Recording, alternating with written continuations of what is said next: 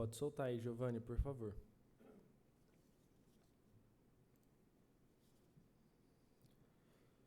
Declaro aberta a presente audiência da Comissão Parlamentar de Inquérito número 2 de 2022, destinada a investigar e apurar possíveis irregularidades na direção executiva e na presidência da Fundação Educacional do Município de Assis, a FEMA. Iniciaremos os trabalhos de hoje com a oitiva do Sr. Gerson José Benelli. Muito obrigado pela sua presença e pela colaboração com essa Comissão Parlamentar de Inquérito. Eu preciso passar as seguintes informações.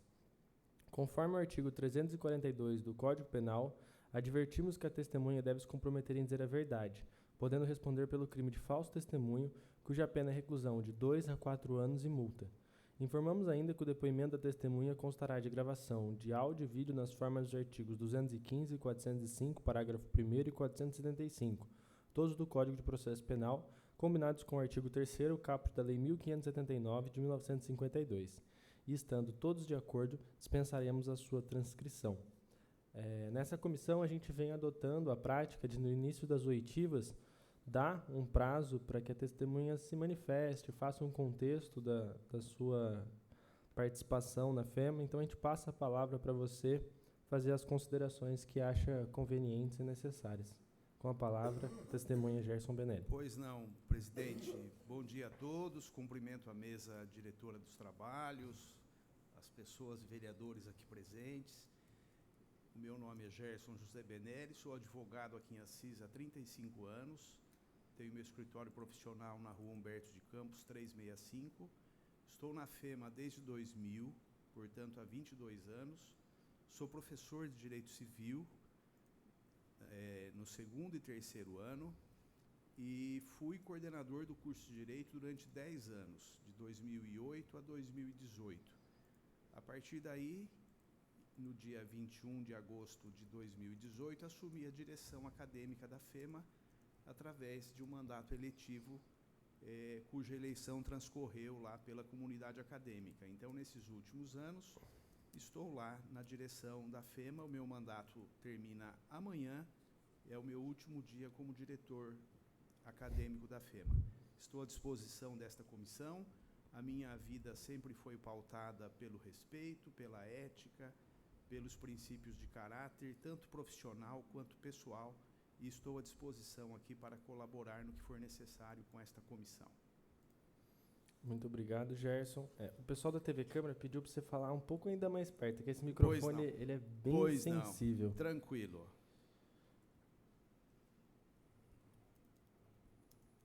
Vamos iniciar agora com as perguntas. Desde quando o senhor é professor na instituição? Abril de 2000, há 22 anos.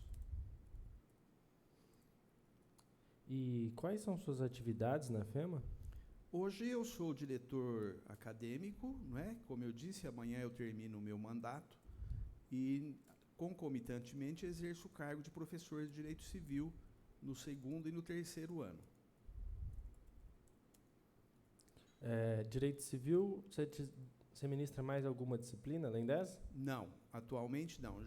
Já ministrei lá outras disciplinas, responsabilidade civil, já fiz cursos de extensão para os alunos, mas hoje essas duas disciplinas, que é o direito obrigacional no 2º ano e a disciplina de contratos no 3º ano, são as de minha responsabilidade, cujas aulas totalizam 16 semanais. 16 horas aulas semanais. 8 diurno e 8 aulas noturnas. E você, além das funções de diretor e professor, você exerce mais alguma função? Não, nenhuma outra função. Até porque o cargo de diretor não me permite, no sentido de agilidade das coisas. O cargo de direção é um cargo de representação. Eu tenho atividades da direção à noite, fora do horário, sábado, domingo. Então, eu não teria condições de exercer outro tipo de atividade lá que não seja de professor e de direção, da direção concomitantemente. Ok, muito obrigado.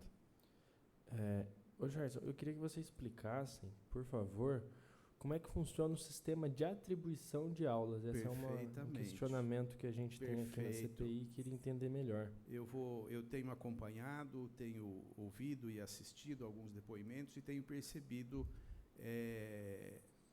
a complexidade desse tema, que para mim é muito simples. Todo início de ano a gente faz lá a atribuição de aulas. Nós atribuímos as aulas, essas atribuições, elas são um plano para o ano, não é? Ou para o semestre. E este plano é um plano de ação e todos os professores, a partir daquela atribuição, ficam comprometidos com a ministrar aquelas aulas. Porém, durante o ano, existem casos, né, imprevisíveis, extraordinários, que saem do controle da direção, cujos professores, por algum motivo pessoal ou profissional, são levados a pedir afastamento, muitas vezes por razões pessoais, ou por razões de ordem profissional, ou afastamento médico, não é? Então, essa atribuição que foi feita lá numa determinada época, ela pode sofrer alterações, porque a partir deste momento, o coordenador do curso me traz a notícia de que ele tem um outro professor que possa substituir aquele que está pedindo o seu afastamento, por alguma razão qualquer ilegal. Nesse momento, então, eu recebo aquele pedido, já tenho ali a concordância do coordenador, no sentido de que ele já me diz qual é o professor que tem capacidade técnica para substituir aquele professor que se afastará, e nós fazemos essa substituição. Já houve casos em que nós não tínhamos professor na instituição tecnicamente preparado para substituição, e houve casos, inclusive, que a gente teve que fazer uma seleção pública, um concurso, ainda que de caráter temporário, para preencher aquelas aulas que o professor, por alguma razão, pede o afastamento. Perfeito. E quais são as suas responsabilidades no processo de atribuição de aula? Bom, eu recebo das coordenações, de todas as coordenações, o quadro de atribuições de aulas, porque os coordenadores são aqueles professores, coordenadores, que exercem uma função comissionada, tá? Então, o professor é cargo, coordenador é função comissionada, e esses coordenadores trazem para a supervisão acadêmica, que me acessa, que me dá assessoria diretamente, e nós montamos essa atribuição de aulas, que é um quadro geral. Aliás, presidente, se me permite, eu trouxe aqui, né, o que está em minhas mãos lá, eu trouxe e faço questão de pedir aqui, ajuntada a todo o procedimento investigativo. Aqui estão todas as atribuições de aulas que eu fiz, claro que com a minha equipe de coordenadores, desde 2019. Eu assumi a direção no dia 21 de agosto de 18, portanto, a primeira atribuição minha foi no início de 19.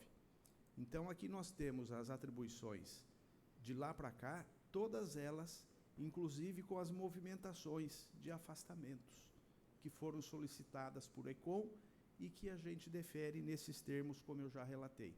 Então, ao final, eu gostaria de entregar à comissão para que faça parte já do processo aqui de investigação. Perfeito. E depois das aulas atribuídas, quem confere o cumprimento da jornada dos professores? O cumprimento da jornada inicialmente é feito pelos coordenadores que estão nos seus blocos de atuação. Então, por exemplo, lá no bloco de medicina, o professor Jairo é que verifica lá a presença desses professores. Lá no bloco do direito, o professor Fernando Sá é que está lá todo dia e verifica eventual ausência, falta, atraso, enfim. O coordenador é aquele chefe hierárquico dos professores e que dá esse comando lá no dia a dia dos professores. Além disso, é importante dizer que nós temos o ponto dos professores. Este ponto é registrado a cada entrada e a cada saída. E ao final do mês, lá no dia 21, quando encerra o ponto de cada mês, esse ponto vem para mim. Então, eu assino e autorizo o pagamento aquelas horas que estão ali registradas naquele ponto. Eu assino uma por uma daquelas folhas, antes era fisicamente, agora nós temos lá um sistema digital que eu entro no meu computador e analiso folha por folha, e ali nós temos o registro de relógio, de entrada e saída dos professores. Se o professor chegou atrasado 5 minutos, consta o atraso. Se ele saiu adiantado 10 minutos, consta um atraso e será descontado do salário dele também. Este sistema, após a minha supervisão e a minha análise, que é a forma que a gente tem lá, este controle de pontos vai para os recursos humanos, ou seja, para o departamento pessoal. Para mim, é isso que deve ser pago aos professores, ou o que deveria ser pago. O ponto de que aquele trabalho foi executado, foi exercido pelo professor no dia e na hora que ele tinha lá o compromisso com a instituição. Deu 7 horas da manhã, o professor tem um problema de saúde, ele não pode comparecer, não tem problema. Ele liga, fala com o coordenador tenta achar um substituto. Isso é comum, especialmente agora nessa época, ainda que nós voltamos às aulas presenciais em 25 de janeiro, pós-Covid, e que muitos casos ainda de gripe, de sintomas gripais, e de repente o professor ligava e dizia, eu não posso ir. Então o coordenador tentava de todas as formas encontrar um substituto, porque o objetivo nosso é que os alunos não fiquem sem aula. Esta é uma determinação que eu sempre digo para os coordenadores. Os alunos não podem ficar sem aulas em hipótese alguma. Então, são casos raríssimos em que a gente não encontra um substituto nesses casos. E no caso do professor Eduardo Vela, você sabe quantas horas aulas ele tem atribuída? Olhei ontem. Hoje ele tem atribuída 4 horas aulas semanais para este semestre, cuja atribuição ontem ainda acabei finalizando e fiscalizando essas atribuições. E quantas horas ele efetivamente cumpre essas 4? 4 horas. Ele tem 2 aulas no curso de Direito noturno e 2 aulas, me parece, no curso de Direito diurno também. Quando o professor Eduardo Vela depôs aqui na CPI, ele afirmou que tinha 20 horas aula atribuída e que ele recebia por essas 20 horas aulas atribuídas. Você tem ciência dessa atribuição? Não. Se foi atribuída e ele não ministrou essas aulas, é porque houve alguma movimentação nesse sentido, pedido de afastamento. Como não está no ponto, ele não poderia receber essas horas. Esta é a minha visão pura e simples de administrador. E quem confere o cumprimento da jornada dos professores? A jornada dos professores, a princípio, ela é feita através do registro do ponto, que hoje nós temos o sistema digital em cada sala, em cada bloco, e também nós podemos registrar o nosso ponto do próprio celular. Nós pedimos lá para a nossa equipe da informática, foi criado um aplicativo em que a hora que eu chego lá na FEMA, a antena capta a minha presença e do meu celular, eu entro no meu sistema e ali eu digito o ponto. Evidentemente que eu posso, em tese, poderia fazer isso e ir embora, não é? Mas ali eu tenho o coordenador do curso que está ali presencialmente para fiscalizar essas horas-aulas que são ministradas. Outra coisa, nós estamos numa instituição em que cada aluno paga a sua mensalidade. Se nós, porventura, tivermos lá um professor que, por qualquer razão, não ministrou as suas aulas, esses alunos, na hora, já vão procurar saber exatamente o que aconteceu e o porquê que o professor não está presente. Então, essa fiscalização é feita, eu diria, pelo coordenador, pela direção, que tem lá o coordenador como homem e mulher de confiança, né, que são coordenadores dos cursos, e os próprios alunos ajudam a fazer essa fiscalização. E digo mais, viu, nós temos lá na FEMA aproximadamente, um pouquinho mais talvez, de 200 professores. Nós não temos nenhum caso que saltaria aos olhos de professor que tivesse uma conduta como esta. de chegar lá, registrar o ponto. Nós nunca tivemos um caso concreto como este, passível aí, evidentemente, de uma apuração mais rigorosa, felizmente. E quem que decide os valores que devem ser pagos a cada um dos professores?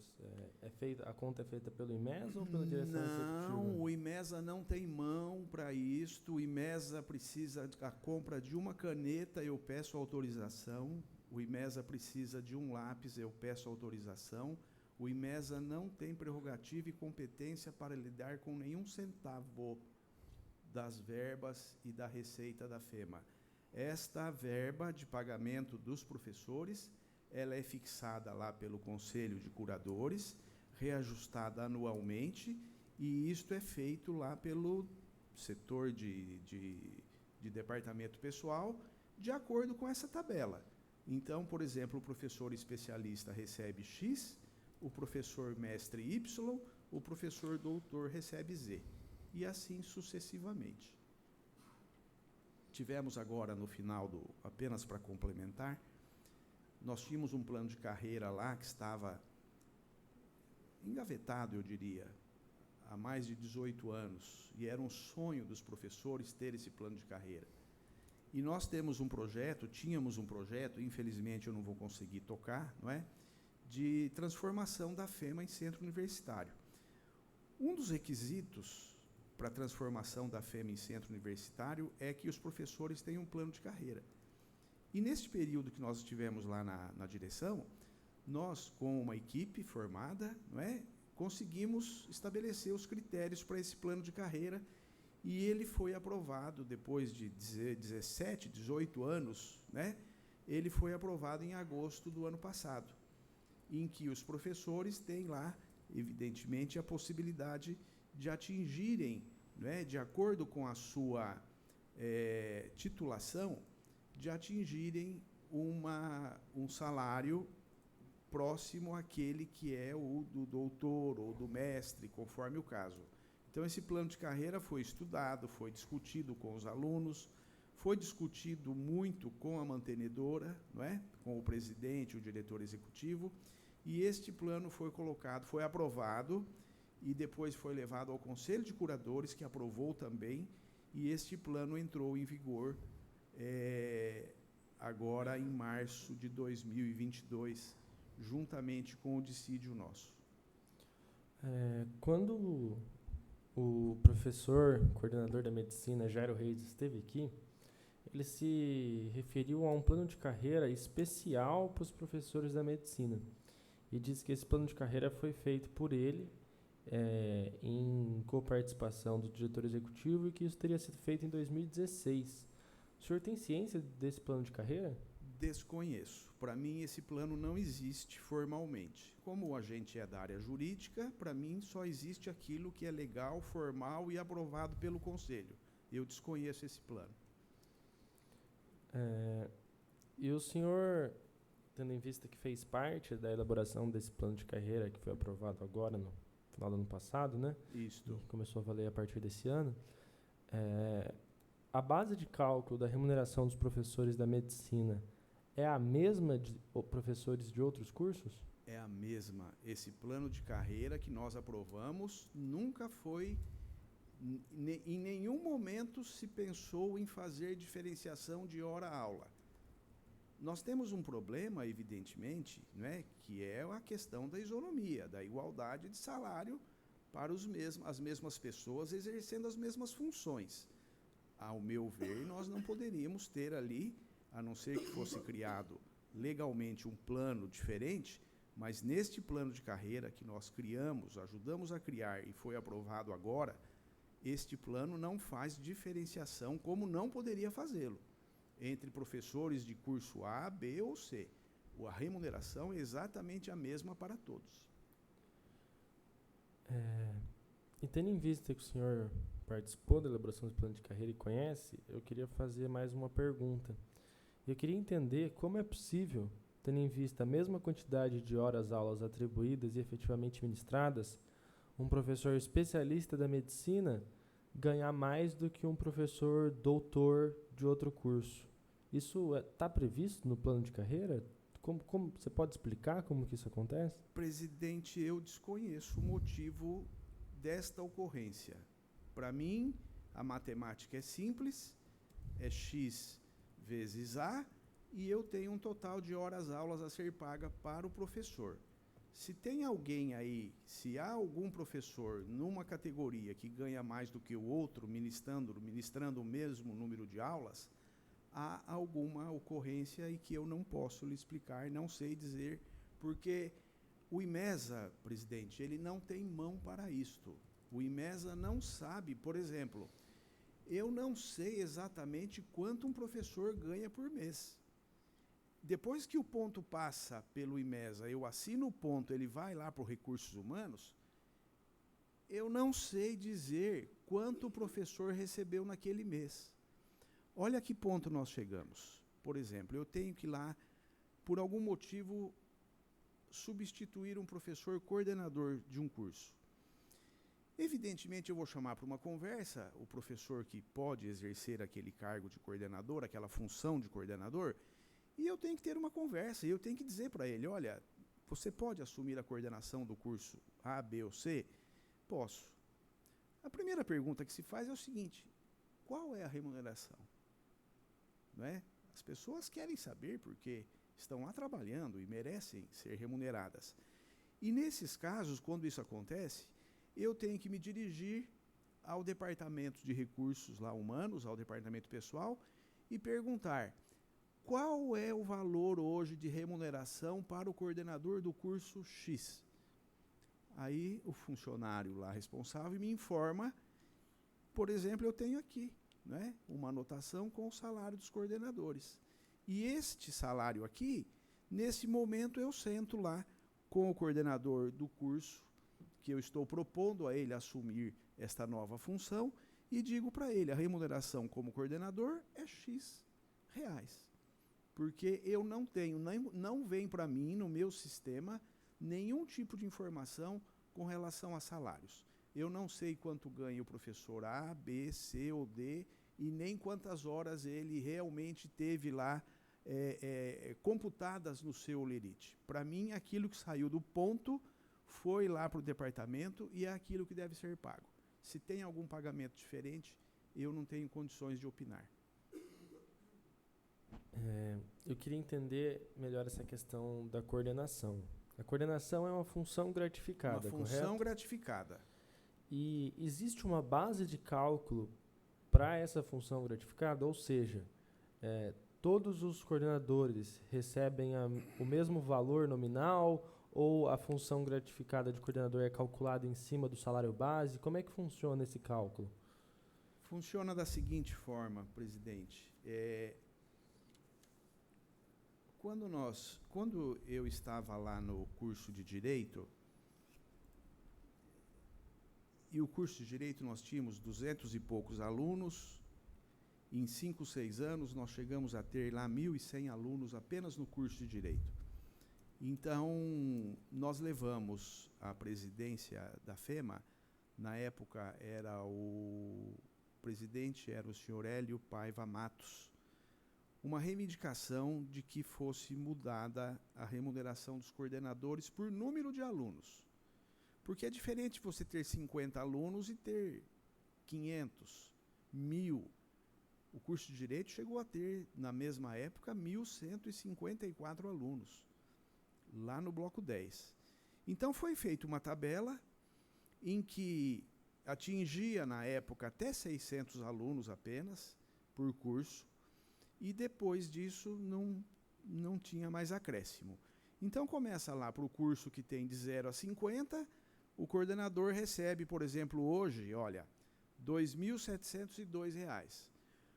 Depois, esta tabela vai crescendo, o coordenador que está lá entre 551 alunos e 600 alunos recebe R$ 6.629. O professor que tem um curso que tenha acima de 600 alunos, ele recebe R$ 7.192. Esta é a tabela em vigor que nós temos de remuneração. Claro que cursos como, por exemplo, o Direito, que é noturno e diurno, como fisioterapia, que é diurno e noturno, o professor aqui vai ter um plus sobre isso. Da mesma forma, a medicina, que tem lá um curso integral. Então, aí os coordenadores têm um plus. Acho que 16% acima disso aqui, por ter 2 cursos ou em 2 períodos diferentes. Isso daí está definido em uma deliberação do Conselho Curador, é isso? Está definido numa deliberação do Conselho Curador, que foi objeto de estudo na presidência da FEMA, na época do presidente Hélio, e por sugestão nossa foi aprovada, foi levada ao Conselho, o Conselho aprovou. O senhor pode fornecer esse documento posteriormente para... Posso, eu não tenho ele aqui agora, a deliberação do Conselho, porque eu anotei apenas aqui, mas ok. a gente pode encaminhar aqui depois essa deliberação, não tem problema algum. Beleza, muito obrigado. E em relação aos pagamentos, só para entender melhor como funciona esse fluxo, chega para você lá o controle de ponto com as horas que o professor efetivamente cumpriu. Isso. Aí você assina esse controle de ponto e encaminha para o RH ou para a direção? Para o departamento pessoal. Para o departamento pessoal. Diretamente para o Marcelo. Hoje vai via sistema, né? Antes a gente assinava aquele pacote de folhas, uma por uma, e eu encaminhava. Lá consta minutos de atraso, minutos de saída antecipada, e ali com todos os descontos necessários em razão desses eventuais atrasos ou saídas antecipadas. Perfeito. O senhor tinha conhecimento do pagamento de remunerações acima do teto constitucional no âmbito da instituição? Jamais. Fui pego de surpresa, como a maioria das pessoas. Neste sentido, também trouxe aqui para juntar aos autos desta comissão os meus olerites dos últimos meses, que estão aqui, e posso disponibilizar aqui à comissão as horas-aulas que eu ministro e a quantidade de horas-aulas que eu recebo, e o meu olerite está disponível aqui da comissão. Eu não tenho nenhuma reserva em publicar, tenho consciência de que trabalho numa empresa pública, não é? Se fosse uma empresa privada, seria diferente, mas a FEMA é uma empresa pública e eu tenho a plena noção de que esta informação é uma informação pública. Então, eu faço questão de encaminhar aqui ao final para juntar aos autos aqui da comissão. Peço a palavra. Com a palavra. Muito obrigado.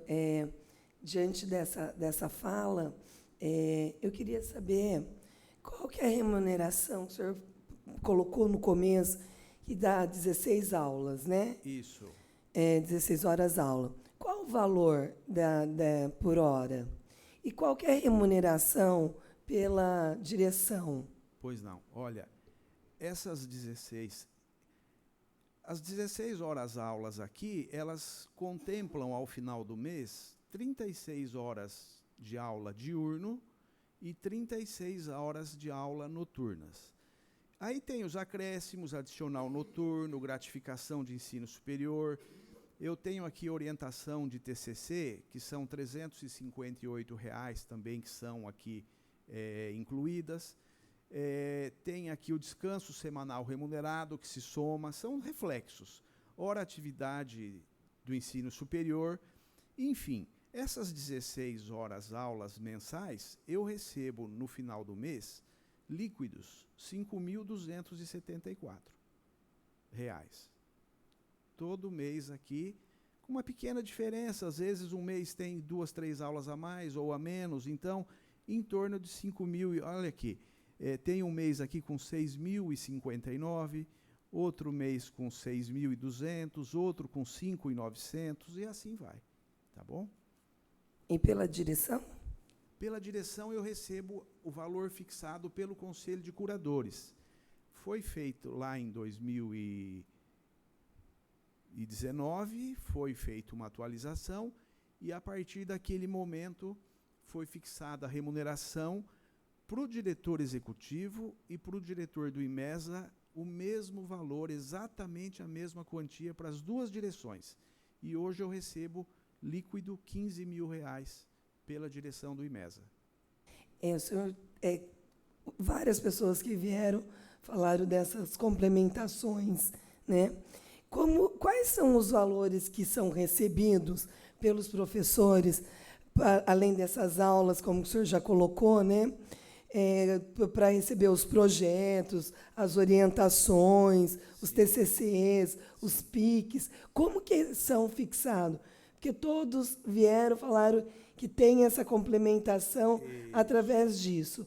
Como que é fixado isso? Que valor? Tem algum lugar que se coloca alguma normativa? Todos esses valores são fixados pelo Conselho de Curadores e depois por uma deliberação lá da direção executiva. São valores, por exemplo, eu tenho aqui, como orientação de TCC, 4 alunos. Então, eu recebo R$ 350 por esses 4 alunos. Se a gente dividir, eu vou receber aqui 80 e poucos reais por aluno, por orientação. Então, tem professor que tem um aluno que ele orienta, tem outro professor que tem 10. Lá no curso de Direito, desde que eu fui coordenador, a gente fez lá uma deliberação em que a gente obriga a que os professores tenham o mesmo número de orientadores. Porque senão a gente tinha professor que orientava 10 e o outro 1. Tinha um descompasso. Nós fizemos lá uma equação e a gente procura seguir essa regra. Tem lá no início uma escolha, o aluno faz a escolha e a gente vai fazendo esse controle, essa equação, para que todos os professores possam orientar, a não ser aquele que declaradamente diga não quero orientar. Aí é diferente. É nesse sentido. O PIC da mesma forma. Quando esse projeto de iniciação científica é iniciado, o aluno procura um professor para orientação. E aquele professor, hoje eu acho que o PIC paga, porque o professor mestre ele pode ter no máximo 2 alunos de PIC.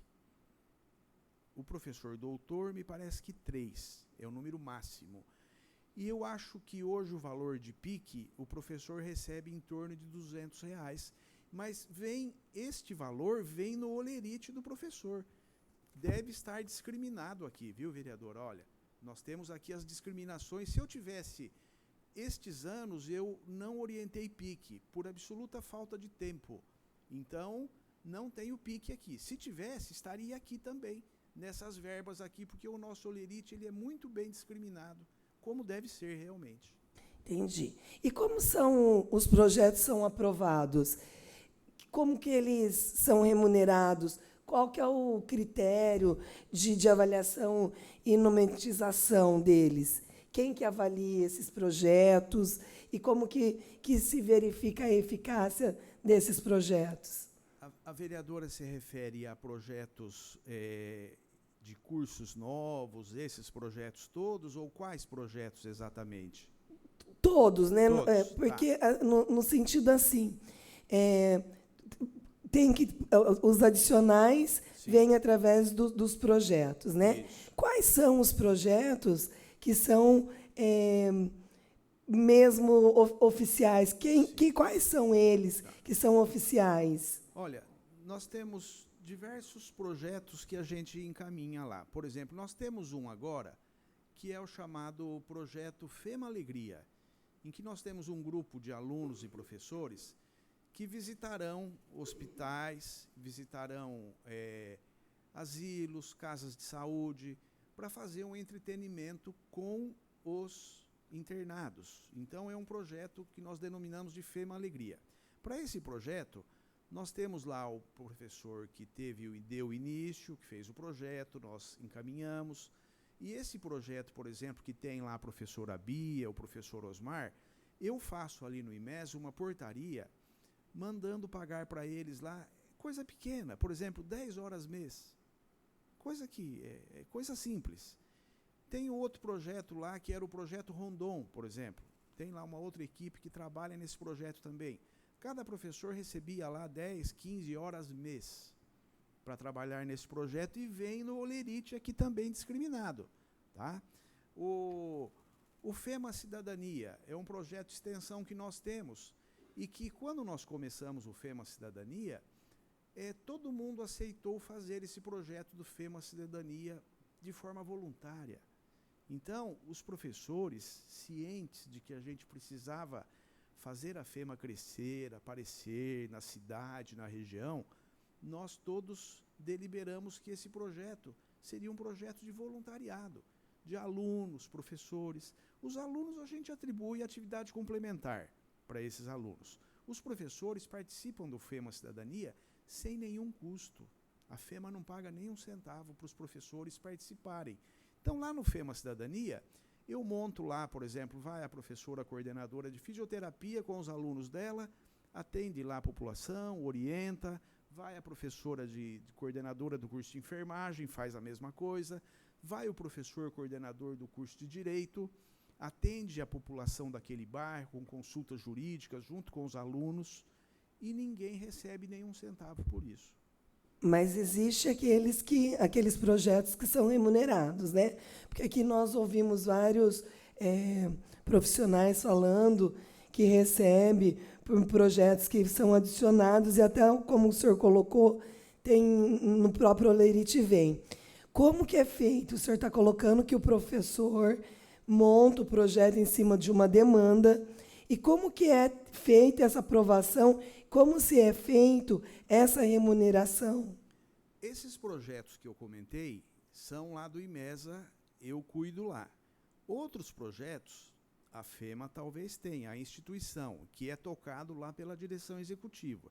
Se existem outros projetos, eu desconheço. Os projetos que eu toco lá no IMESA são esses, além daqueles 6 cursos novos que durante esses 4 anos nós construímos lá no IMESA, né?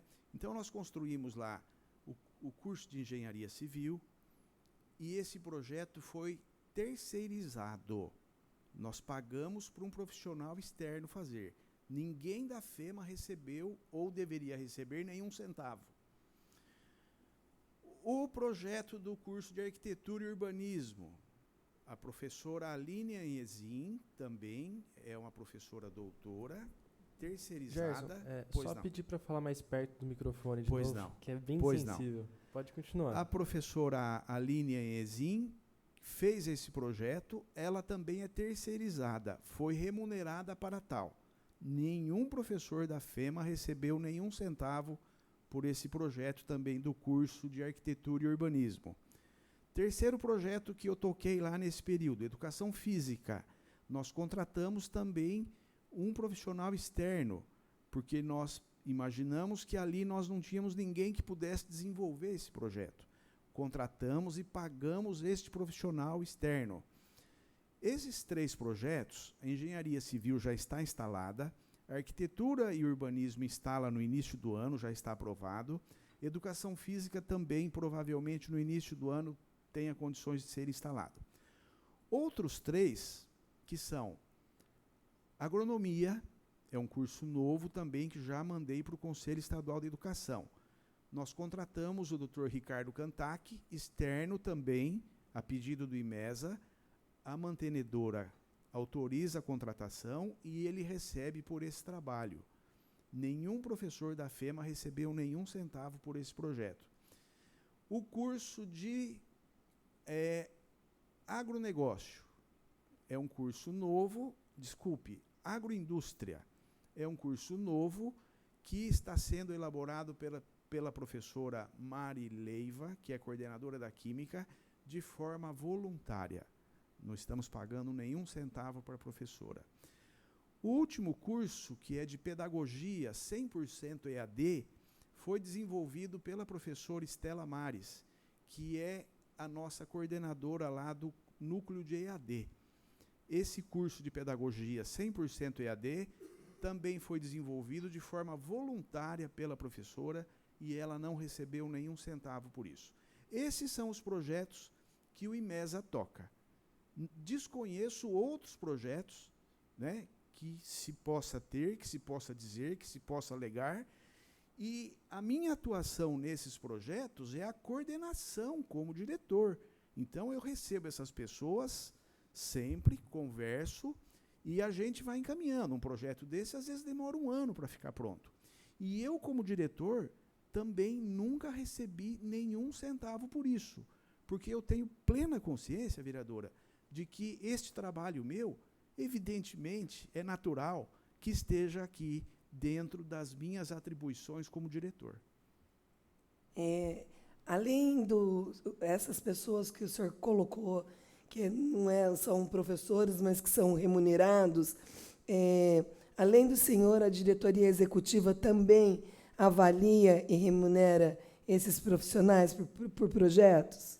Se remunera algum profissional por projeto, remunera diretamente entre um contato direção executiva e o departamento pessoal, cuja remuneração, se houver, eu desconheço. E não saberia dizer também o motivo e quanto a esta remuneração, não saberia dizer quais são esses outros projetos. Porque projetos acadêmicos, vereadora, eles têm que nascer do IMESA. O IMESA é o campo acadêmico, da mesma forma que o projeto do centro universitário. É um projeto enorme, pesado, uma série de requisitos. A gente está construindo lá em muitas mãos. Eu, professor Alex, professor Eduardo, a supervisora, a Leonilda Varela, que já esteve aqui. Esses projetos, esse projeto do centro universitário, primeiro, nós não conseguiríamos ter esse projeto do centro universitário sem a criação desses novos cursos. Esses novos cursos são a base para que a gente possa pleitear o centro universitário. Segundo, este projeto do centro universitário, que tem uma série de aspectos legais e que eu lá como diretor fui criando portarias para ir adaptando a instituição às exigências do Conselho Estadual, é um projeto grandioso e que eu também não recebi nenhum centavo por ele. Mais uma vez, insisto e repito, tenho a plena convicção de que este projeto é uma das atribuições minha como diretor do IMESA. Por isso, eu não devo receber nenhum centavo a mais.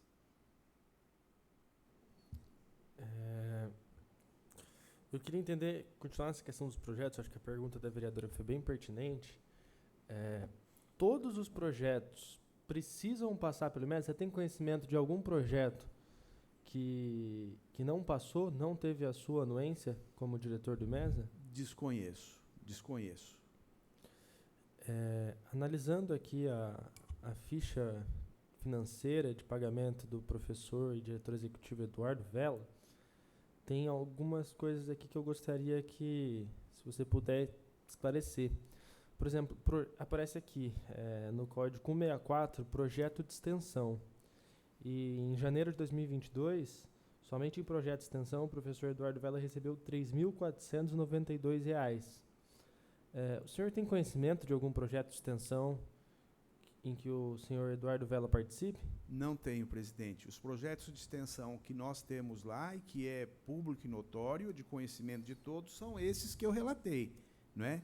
O FEMA Cidadania, que é um projeto tradicional nosso já, não é? O FEMA Rondon, que quem recebe por isso são alguns professores lá, recebe 10, 15, 20 horas mensais, e este projeto agora novo que está nascendo, que é o FEMA Alegria, que esse grupo novo aí de professores e alunos, né, dos mais variados cursos, farão essas visitas aí a essas entidades. Outros projetos, se existem outros projetos, eu diria não acadêmicos e institucionais, da direção, da presidência, eu desconheço. Porque os projetos que a gente toca lá nesses últimos anos foram esses que eu citei, desses 6 novos cursos, além do projeto do centro universitário, que são de ofício do IMESA. E o IMESA, como não tem mão financeira, e eu não encontro lá, muitas vezes, o profissional para elaborar esse projeto, e a gente entende que é um projeto importante para a instituição, eu procuro caminhar no sentido de encontrar um profissional adequado a elaborar aquele projeto. Por exemplo, agronomia, um projeto grandioso, sensacional. Quem é em Assis que poderia nos ajudar neste projeto? O Dr. Ricardo Cantac. Procurei o Dr. Ricardo Cantac, que é doutor em agronomia, e conversei bastante com ele, e conversando ele fez uma proposta de remuneração. E esta proposta veio para mim por e-mail, de lavra dele, eu encaminhei isto para a direção executiva e a direção executiva autorizou a contratação lá do Dr. Ricardo Cantac para elaborar esse projeto e pagar isso parceladamente. Então, internamente na FEMA, nenhum outro professor recebeu, que eu saiba, recebeu nenhum centavo por isso. Queria novamente entender melhor essa questão da folha de pagamento. Qual que é a sua titulação, professor? Eu sou mestre em Direito dos Empreendimentos Econômicos. Ok. Olhando aqui a folha de pagamento do Eduardo Vella, tem uma verba 334, código adicional P integral 1. Você sabe do que se refere essa verba? Desculpa, como é a nomenclatura? A ADI, que eu acredito que seja adicional P integral 1. Agora há pouco o senhor disse que quando tem um curso integral tem uma gratificação. Eu acredito que seja alguma coisa referente a isso. O senhor tem conhecimento do pagamento dessa verba? Nunca ouvi falar dessa verba, vereador. Nunca ouvi falar. E se for alguma coisa relacionada ao curso integral, o professor Eduardo Vella não tem atividade docente lá no curso de medicina, nenhuma. Desconheço. E o senhor tem gratificação por anos de serviço? Tenho. Olha aqui. Eu já tenho 22 anos de FEMA, não é? E segundo lá essa gratificação, eu tenho 28% aqui, e consta aqui também no meu olerite, os 28% aqui que eu tenho de gratificação, que nós denominamos aqui adicional de tempo de serviço, anos de serviço que consta aqui. E qual que é o valor nominal? O valor que eu recebo é de 1.627. E que é referente a qual mês? Janeiro de 22. Agora, o último, que é... eu trouxe aqui, inclusive, o último, que é julho de 22. Anos de serviço. 28 é o percentual, não é o número de anos o que está aqui, é o percentual. Esse percentual é calculado em cima do salário base, é isso? Em cima do salário base e acrescido aqui de algumas verbas. Tem algumas verbas que compõem esse cálculo. Isso aqui é feito em razão de regra legal e do dissídio coletivo. Então, agora em julho, eu recebi R$ 1.849 relativos ao tempo de serviço. Perfeito. Só para constar aqui, que apesar de você e o professor Eduardo Vella terem praticamente o mesmo tempo de FEMA, ele tem um ano a mais, ele teve mês aqui que ele recebeu R$ 7.000 de anos de serviço. Muda bastante o cálculo de base.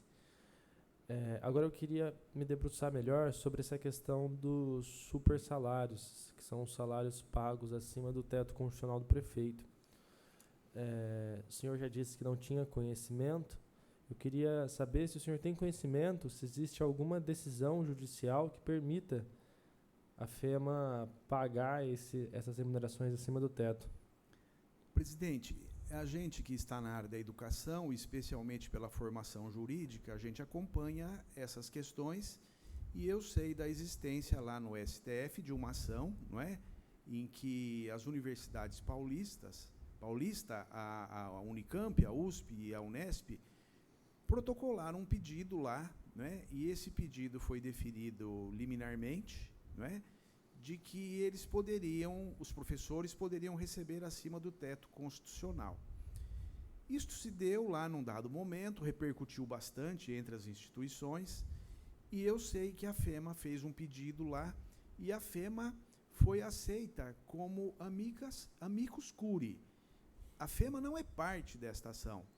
Isso é público e notório, é só consultar lá o site do STF. Consultei a semana passada. A FEMA sendo diríamos assim, interessado processual, que é o amicus curiae, ele pode ajudar na solução daquele processo, ele pode indicar provas, ele pode participar, ela pode participar, mas isto não significa que ela é parte da ação. Então, ao meu ver, né, nós não seríamos beneficiados por eventual decisão judicial que o STF possa proferir nesse sentido.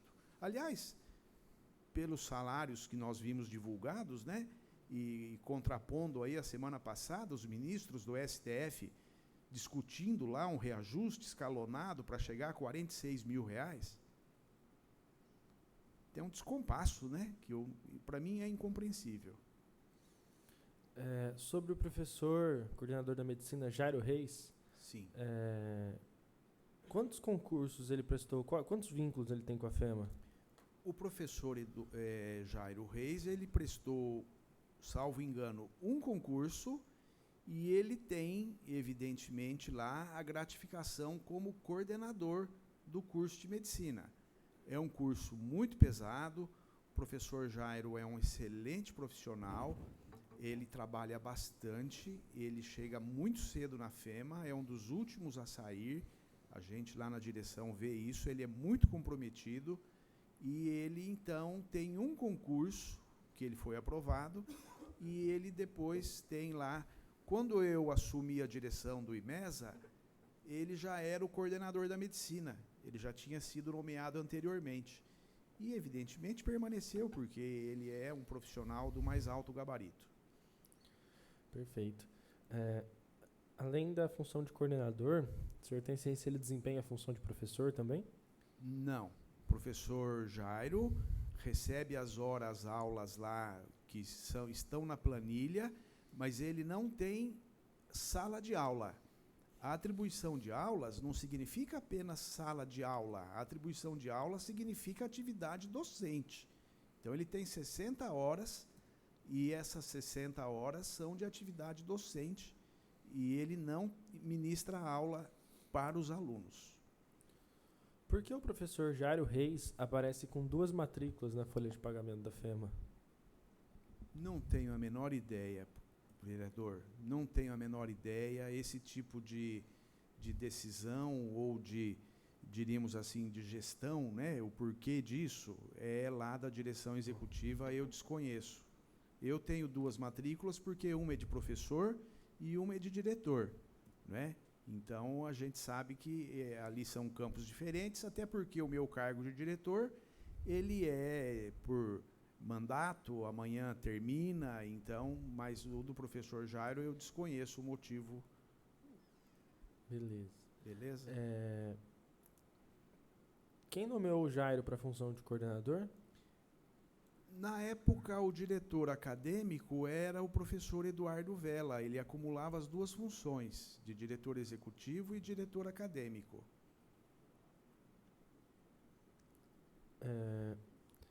Sendo uma função, poderia o salário do Jairo, somando aulas e coordenação, ultrapassar o teto constitucional? Vereador, é um juízo de valor que eu posso fazer tecnicamente no aspecto jurídico, não no aspecto institucional. Eu não tenho condições de fazer nenhum comentário a respeito disso, até porque não sei como que se compõem essas verbas aí salariais do professor Jairo. Nunca tive acesso ao holerite dele, desconheço como é que se chega a este valor. Peço palavra? Com a palavra.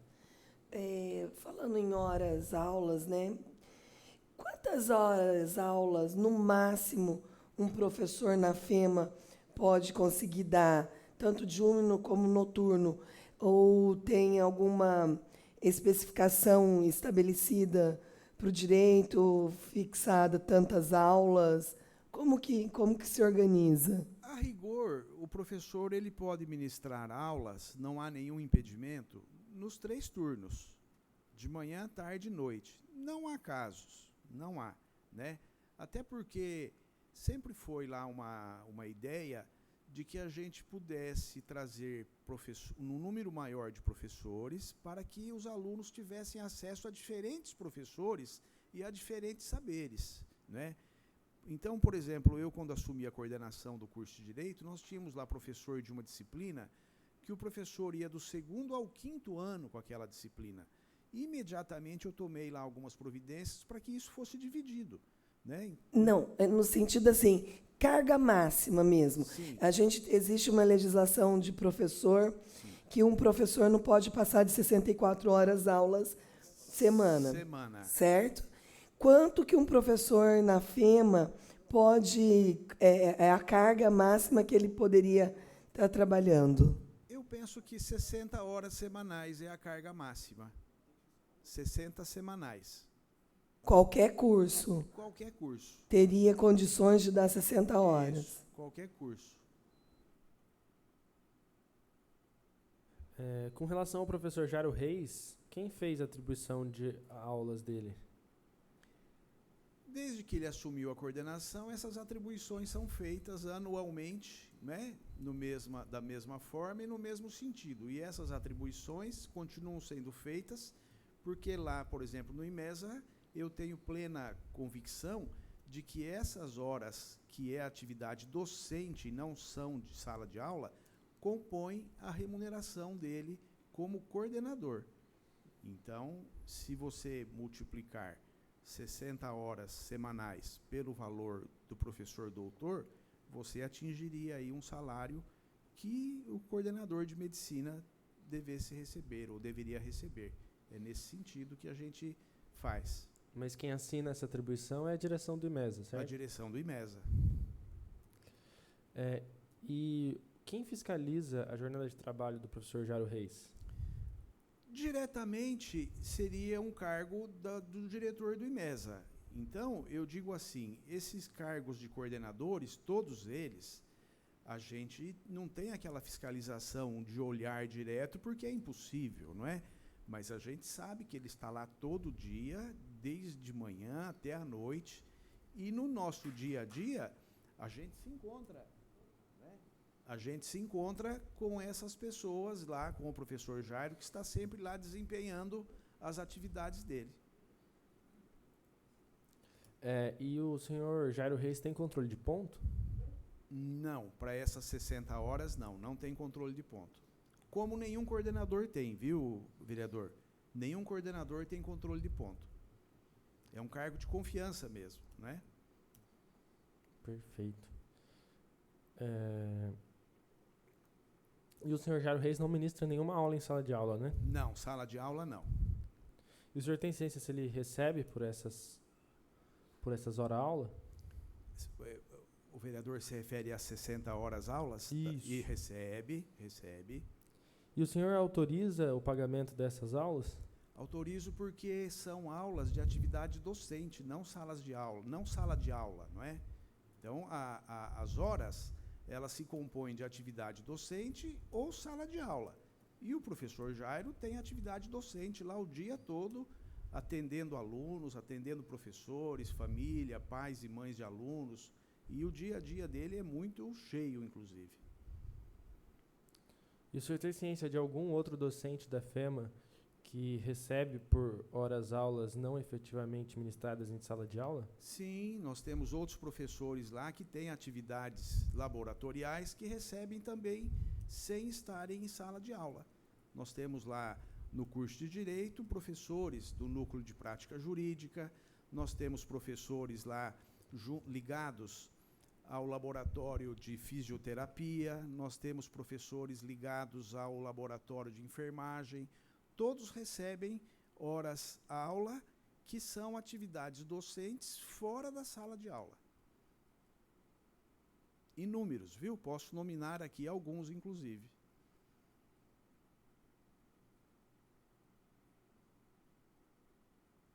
Dando continuidade, qual a sua jornada de trabalho? 40 horas semanais.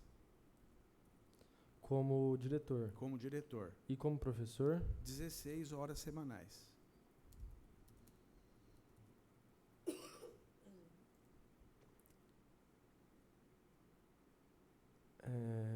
Acho que isso aqui já foi respondido. Você disse que quantas horas aula você tem atribuída mesmo? São 16 aulas semanais. Você ministra todas em sala de aula? Todas em sala de aula com ponto registrado.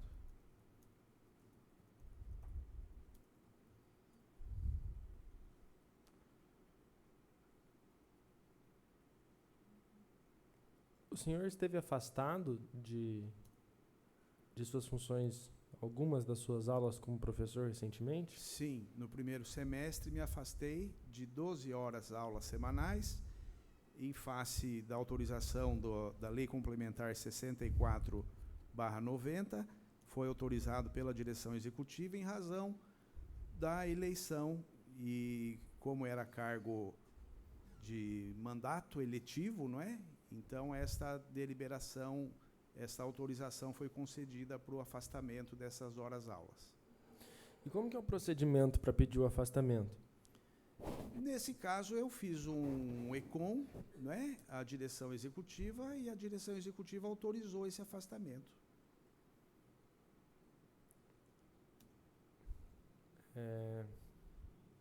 Aí esse ECOM parte de você como professor, né? Professor, isso. Vou anotar aqui para a gente fazer a requisição desse ECOM, acho importante.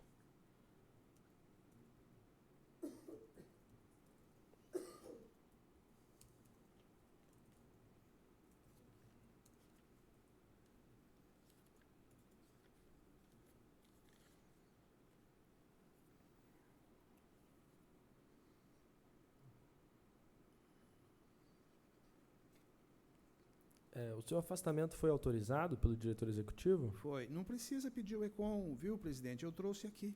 Ah, perfeito. Já posso deixar aqui, também para juntar aos autos já. Perfeito. Muito obrigado. Por nada. O senhor participou da contratação da iSalut, serviço de telemedicina? Não.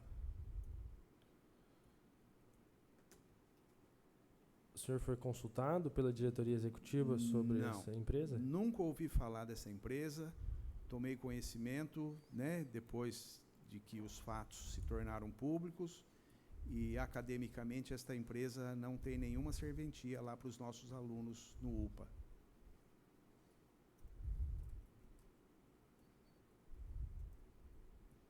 O senhor nem conhecia, então, que existia uma empresa? Jamais. Não tomei conhecimento. Como diretor do IMESA, diretor acadêmico, se tivesse alguma importância nesse sentido, certamente deveria ter sido consultado. Jamais ouvi falar dessa empresa. O senhor sabe se tem algum docente responsável pela iSalut na medicina? Do conhecimento do IMESA, ninguém. Você sabe se existiu algum treinamento de docentes para executarem serviços junto à iSalut? Não. Qual que é a sua contribuição para o Hub? O Hub nasceu lá de uma ideia que nós tínhamos há muitos anos de criar um cowork lá na FEMA. Era um espaço menor, um desenvolvimento menor, nós tínhamos a ideia lá junto com alguns professores e, de repente, a gente pensava lá em ter lá um espaço pequeno para desenvolver esse tipo de atividade. Aí virou a ideia do Hub, não é? E que veio lá uma pessoa de fora, começou a prestar serviços ali na FEMA, de consultoria, não é? O senhor Júnior Valverde. E depois soubemos lá daquela contratação via o edital de licitação, que foi feito, eu acho, no início de 2022, me parece, não é? Mas o IMESA nunca foi consultado disso. O IMESA esse tipo de contrato, a mantenedora normalmente não consulta o IMESA, embora o IMESA pudesse contribuir bastante com ideias, apontar professores que pudessem estar lá desenvolvendo esse tipo de atividade, igualzinho é feito, né? Com professores da casa. Nós temos professores lá talentosos, habilidosos, que poderiam estar lá contribuindo, certamente, né, com muita disposição e com muita competência, né? E isso, infelizmente, não foi feito. Peço palavra. Com a palavra. Diante do que o senhor colocou, nem nessa consultoria, quando a pessoa prestava, o senhor também não foi consultado sobre essa consultoria? Eu fui consultado depois que essa consultoria estava lá, e uma vez lá por mês, a cada 40, 50 dias, a gente era chamado lá para participar de uma demonstração lá de alguns projetos que estavam em andamento, desenvolvimento de aplicativos, e a gente ia lá assistir aquilo, falava, pô, que bom, vamos em frente, né? O senhor sabe o valor que essa empresa foi contratada? Soube pela divulgação, né, nos últimos dias, depois de que se tornou público tudo isso, né, soube pelo valor, o valor em razão dessa divulgação. E qual que é o trabalho que a Seven Joy desenvolve na Hub? O senhor sabe? Sinceramente, eu não sei, vereadora. E o senhor também sabe dizer, na prática, qual o resultado significativo, né, porque o contrato é um contrato de um valor considerado, né? O senhor sabe dizer se teve algum resultado significativo que a Seven Joy já trouxe para a instituição FEMA? Ao meu ver, nenhum até agora. Em relação aos alunos da medicina, o senhor tem ciência que diversos alunos têm medo de represálias da professora Arlete? Isto chega ao nosso conhecimento de forma extraoficial, né? Aluno que, evidentemente, chega para a direção, comenta, e a gente fala, evidentemente, que nós precisamos sempre ter, eu não posso agir de ofício em nenhum momento, em nenhum instante, não é? Eu ouço, eu sou muito de ouvir, sou muito de sentar, de conversar, ouço, né? E faço a orientação do aluno, como deve ser feita para que se tenha uma solução ou para que se tenha uma apuração sobre aquilo.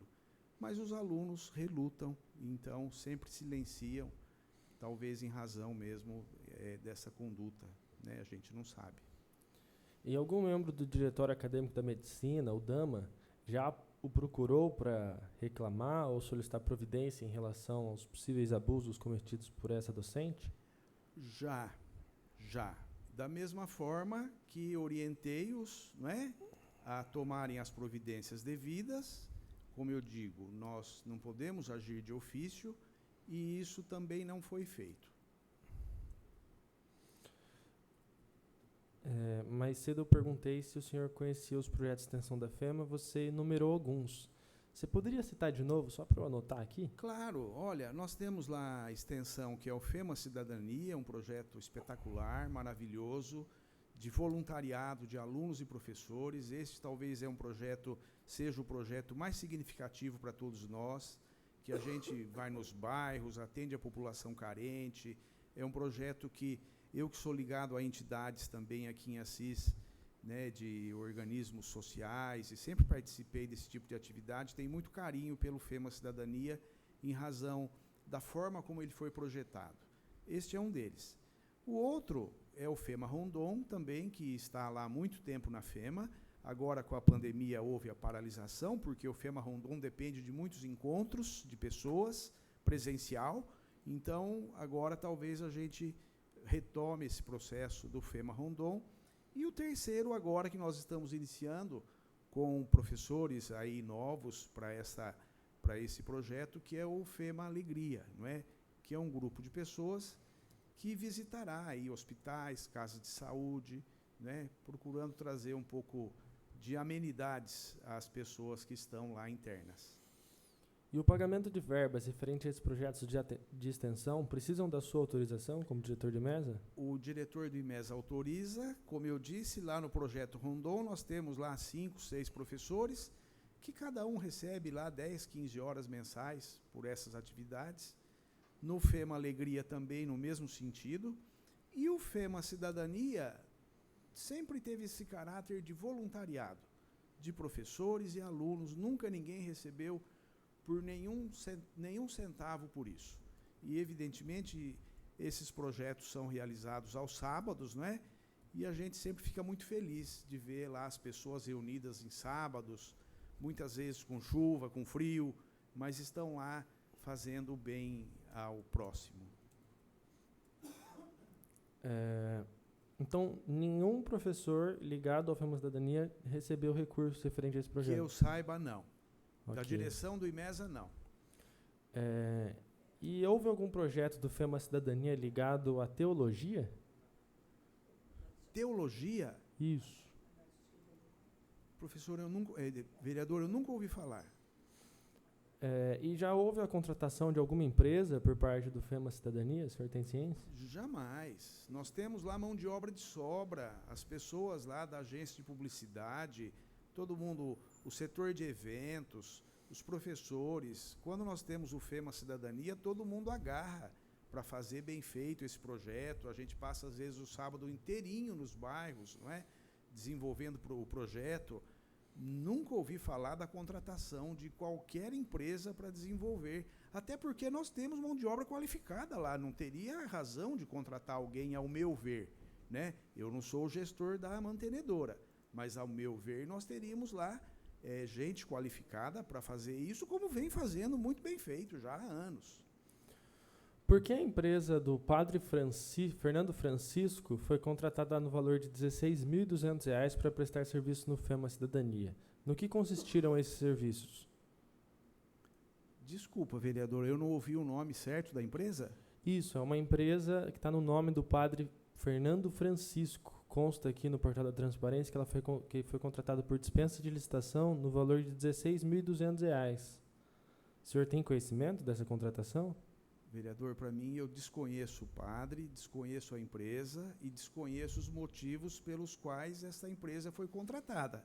Se nesse contrato aí, eu não sei se o vereador tem informação, fala qual é o objetivo exato da contratação? Sim, é exercer atividades de extensão.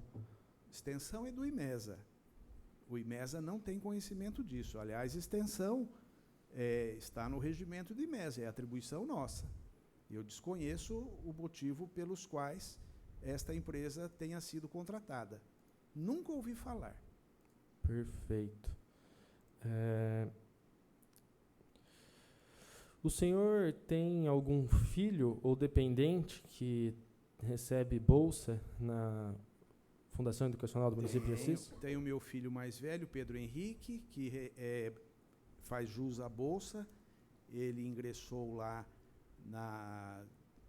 logo no início do curso e está dentro de todas as exigências lá que o regimento imposto pelo Conselho de Curadores exige, que é exatamente a ser dependente do imposto de renda, não é? Então, esse filho está lá e as comprovações estão lá, inclusive, na FEMA, não é? Tem o segundo filho, que faz o curso de Direito e que, embora tenho noticiado aí que eu tenho 3 filhos, né? Não tenho 2, né? E este filho segundo faz o curso de Direito, que estão aqui todas as mensalidades pagas. Quero juntar aqui também aos autos da CPI. As mensalidades do curso de Direito estão pagas, todos os registros aqui bancários. E ele iniciou medicina com a bolsa, fez 1 ano e meio, mas trancou a matrícula porque ele pretendia, este ano, terminar o curso de Direito e ser aprovado na UAB. E é o que ele está fazendo. Então, eu faço questão de juntar aqui também para dissipar qualquer dúvida aí, dessa bolsa concomitante entre uma e outra, né? Faço questão de frisar também que, enquanto ele não estava no curso de medicina, ele usufruiu da bolsa do curso de Direito durante 1 ano e meio. Depois cessou em razão do ingresso na medicina e os pagamentos foram feitos, todos estão aqui, tá? Então, não são, e são 2 filhos que eu tenho e não 3. Perfeito.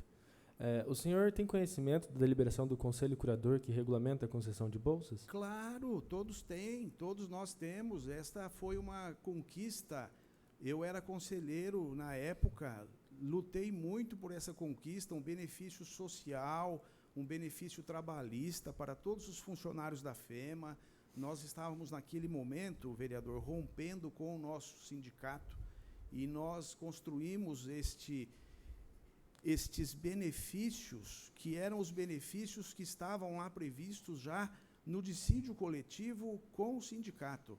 E, a partir dali, então, nós asseguramos ali determinados benefícios sociais e trabalhistas, e esses requisitos das bolsas foram incluídos, foram discutidos do Conselho e foram debatidos muito claramente e, evidentemente, com uma deliberação do Conselho de Curadores, Ela está disponível, todos conhecem e ninguém pode alegar ignorância, ao meu ver, né?